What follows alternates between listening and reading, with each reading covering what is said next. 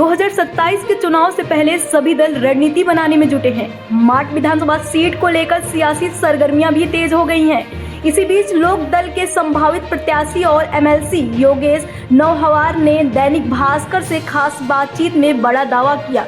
योगेश ने कहा कि वह वर्षों से जनता के बीच रहकर सेवा कर रहे हैं और बीजेपी की मजबूत लहर के दौर में भी जनता का विश्वास जीत चुके हैं। उन्होंने कहा कि 2027 का चुनाव जनता के मुद्दों रोजगार, किसान, शिक्षा और विकास पर लड़ा जाएगा। जनता का आशीर्वाद मिला तो मार्च में बदलाव की नई इबारत लिखेंगे। 2027 का चुनाव और चुनाव की तैयारियों में सारा मथुरा क्षेत्र जो है वो जुटा हुआ है, क्योंकि एक तरफ मथुरा वृंदावन में विकास और उस विकास की गंगा बहाने के लिए भाजपा के साथ गठबंधन में लोकदल है और आज उसी लोकदल के प्रत्याशी चौधरी योगेश नौहवार हमारे साथ मौजूद है। सबसे पहले मैं योगेश नौहवार जी को बधाई दूंगा कि उनको संसदीय बोर्ड में सदस्य का पद मिला है। बहुत बहुत आभार आपका। और सबसे पहले मैं माननीय जयंत चौधरी जी को धन्यवाद कहना चाहूंगा, उनका आभार व्यक्त करना चाहूंगा कि उन्होंने मुझे बहुत बड़ी जिम्मेदारी से नवाजा और जिस भरोसे के साथ, जिस विश्वास के साथ उन्होंने मुझे पद दिया है, मैं बहुत ही जिम्मेदारी के साथ इस पद का निर्वहन करने की पूरी कोशिश करूंगा। माट क्षेत्र से जैसा चर्चाएं चलती हैं, तो माट क्षेत्र से आप दावेदारी पेश करते हैं। उधर हम देखते हैं कि राजेश चौधरी जी एक अपने मजबूती संगठन के साथ और भाजपा के नाम के साथ आगे बढ़ रहे हैं, एक पद भी उनको मिलता है। तो इस बीच कैसे देखते हैं कि कैसे टक्कर देंगे? मैंने दावेदारी पेश नहीं करता हूँ, हर बार लड़ता हूँ। मैं 2012 चुनाव लड़ा हूँ और 2017 का चुनाव 12 में 4000 वोटों से हारा, 17 में 432 वोटों से हारा और 2022 में जब समाजवादी के साथ गठबंधन था, मुझे सिंबल मिला, मैंने पर्चा भरा और भरने के बाद वो आखिरी दिन इस बात को लेकर के खारिज हो गया कि समाजवादी पार्टी ने अपना प्रत्याशी उतार दिया। गठबंधन को बचाने के लिए चौधरी साहब ने मेरा पर्चा खारिज कराया। तो मैंने खारिज होने के बाद भी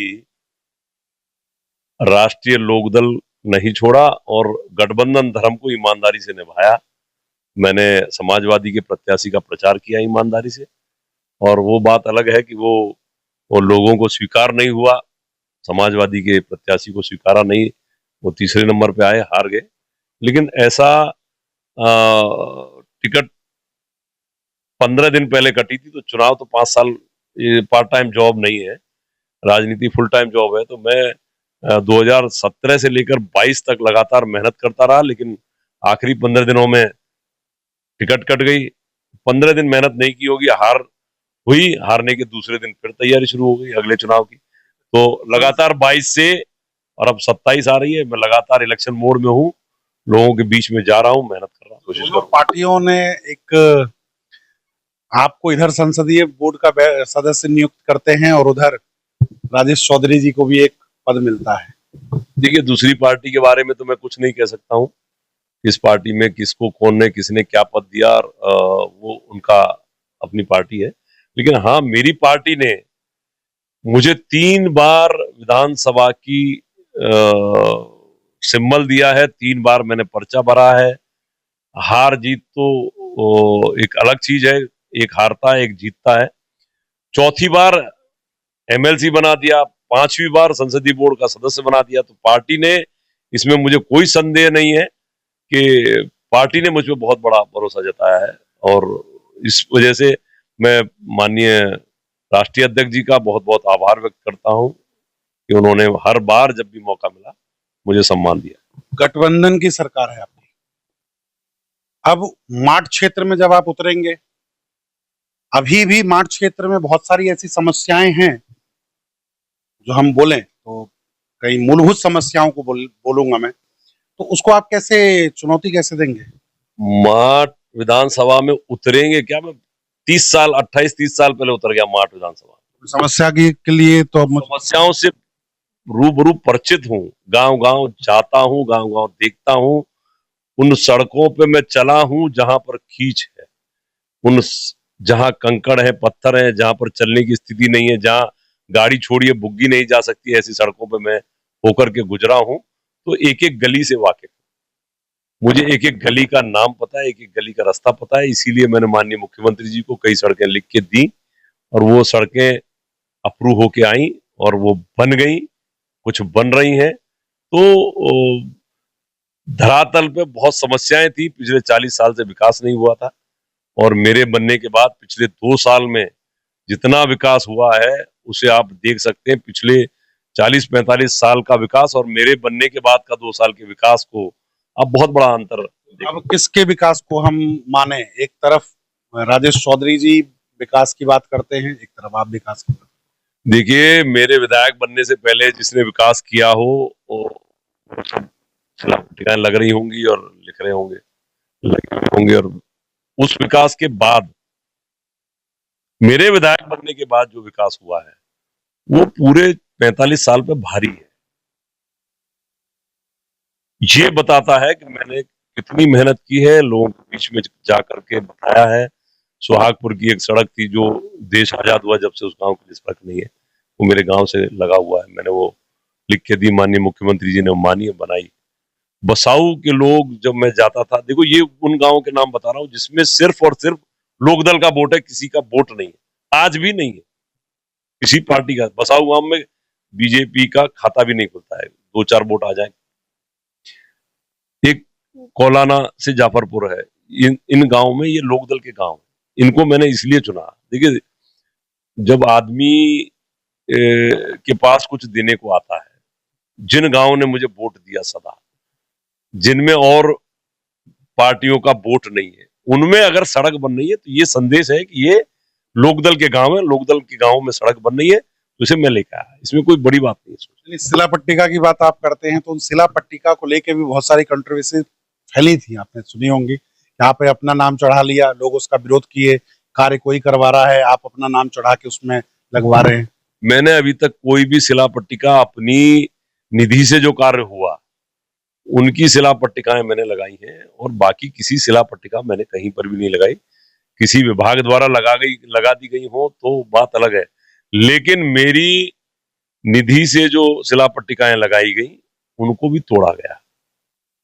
मेरी निधि से जो सरकार हमें 5 करोड़ रुपए देती है, उन निधि से सड़कें बनाई गई, उन्हीं शिला पट्टिकाओं को तोड़ा गया। देखिए, मैं आपको एक बात बताना चाहता हूं कि राष्ट्रीय लोकदल के पास हो सकता है चुनाव जीते ना जीते वो बात अलग है, लड़ने वाली सेना बड़ी मजबूत है। ये सरकार से लड़ बैठती है, ये पुलिस से लड़ बैठती है, ये आंदोलन करती है, सड़क जाम करती है, लड़ने में बहुत माहिर है। ये आंदोलन करती है तो आपने देखा होगा कि 1-1 साल तक बैठ जाती है। तो हमको उकसाया जा रहा था कि इसकी 10-20 शिला पट्टिकाएं तोड़ दो, ये सबको तोड़ देंगे। मैंने कार्यकर्ताओं को रोका, मैंने तुम्हें कोई भी ऐसा काम नहीं करना है जिससे बदनामी होगी। हमने एक भी शिला पट्टिका नहीं तोड़ी, शालीनता का परिचय दिया, संयम का परिचय दिया। और हम गठबंधन किसी के साथ हो, जब समाजवादी के साथ गठबंधन था तो उस धर्म को निभाया, अब बीजेपी के साथ गठबंधन है, इस धर्म को निभा रहे हैं। कोई भी ऐसा अनैतिक काम नहीं कर रहे हैं हम जिससे गठबंधन पे आंच आए, तो हम शालीनता का परिचय दे रहे हैं। लेकिन ये संदेश सब जगह चला गया कि कौन इसको तोड़ रहा है, कौन शिला पट्टिकाओं को तोड़ रहा है, कौन गलत काम कर रहा है। बाकी हमारे बुजुर्गों ने भी हमसे कहा कि बेटा जो कर रहा है वो भरेगा, राम किसी को मारे नहीं, नहीं हत्यारा राम, आप ही मर जाएगा कर कर खोटे काम, तुम्हें कोई गलत काम नहीं करना है। तो हमने नहीं किया, हमने किसी की नहीं तोड़ी। राम जी का मुद्दा, शिकायत नहीं आई होगी। राम जी का मुद्दा लेके आ रहे हैं तो क्या इस चुनाव में भी राम जी का मुद्दा चलेगा? देखो, राम जी का मुद्दा, राम हमारे भगवान है, इनका मुद्दा जब से हम जीवित हुए, जब से चला, पूजा करते चले आ रहे हैं और हर जगह हम राम जी को याद करते हैं। चोरी की बात नहीं, आप देखिए, आप दूसरी जगह चले गए, आपने राम भगवान की बात की। चोरों की बात करोगे तो देखो, चोरों, जिन लोगों ने चोरी की वो बहुत बड़ा अनर्थ हुआ, बहुत बुरा काम किया, उनके खिलाफ हमारी सरकार सख्त है, उनके खिलाफ कार्रवाई कर रही है और वो सब जेल जाएंगे। और एक ऐसा सबक उनको दिया जाएगा, ऐसा संदेश दिया जाएगा कि आज के इसके बाद इस चंदे में से कोई चोरी करने से पहले उसकी आत्मा भी घबराएगी। एक तरफ राजेश चौधरी जी और एक तरफ श्याम सुंदर शर्मा, 8 बार माठ क्षेत्र से विधायक रह चुके हैं। कैसे टक्कर होगी? त्रिकोणीय समीकरण। देखिए, श्याम सुंदर शर्मा जी का एक दौर था, वो दौर बहुत लंबा रहा और वो दौर उन्होंने डिवाइड एंड रूल करके राज भी किया, वो दौर उनका चला गया। अब उनके पास वोट बैंक जो है वो धीरे धीरे खसकता जा रहा है और वो कमजोर होते जा रहे हैं। इसमें न तो आपको कोई संदेह होगा, न मुझे कोई संदेह है। रही बात गठबंधन की, तो गठबंधन लोकदल के हिस्से में सीट रहेगी और लोकदल के हिस्से में आने के बाद वहां से चुनाव मैं लड़ूंगा। सामने कोई भी हो उसकी कोई चिंता है नहीं। 2027 के चुनाव के लिए अगर मैं मार्च क्षेत्र की बात करूं तो क्या मुख्य मुद्दे होंगे? क्योंकि अभी वर्तमान में आपकी गठबंधन की सरकार है और विकास के दावे किए जा रहे हैं। देखिए, विकास भी बहुत बड़ा मुद्दा है। पिछले 2-2.5 सालों में जो मुझे निधि मिलती है, पूरी निधि तो हम लगाते ही हैं, लेकिन इसके साथ साथ तमाम एमएलसीओं से मैंने निधि मांग करके इसमें लगाई है। माननीय मुख्यमंत्री जी ने अभी त्वरित विकास के लिए हमें 9-10 करोड़ रुपए दिए हैं, वो पूरे लगाए हैं। और पीडब्ल्यूडी विभाग से जो देश आजाद हुआ जब से अब तक जिन गांवों के लिए सड़क नहीं थी, दौलतपुर बसाऊ के लिए, सुहागपुर के लिए और जाफरपुर से कौलाने के लिए, ऐसी तमाम सड़कें हैं जो मुबारकपुर के लिए एक सड़क थी।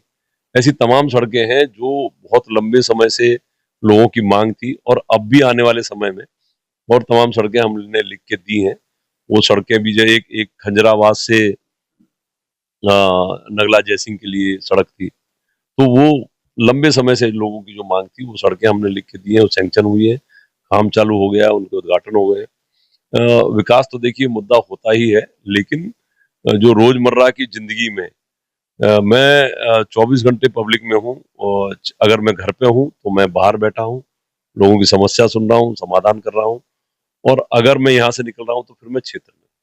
तो ये काम मेरा एक रूटीन है, 24 घंटे का रूटीन है और मैंने ये चुनाव हारा मान के चलिए कि 3 बार हार लिया, लेकिन मैंने ये रूटीन कभी छोड़ा नहीं। त्रिकोणीय संघर्ष है इस बार। आप हो गए, राजेश चौधरी हो गए, श्याम सुंदर हो गए। कैसे उस चक्रव्यूह को पार करेंगे?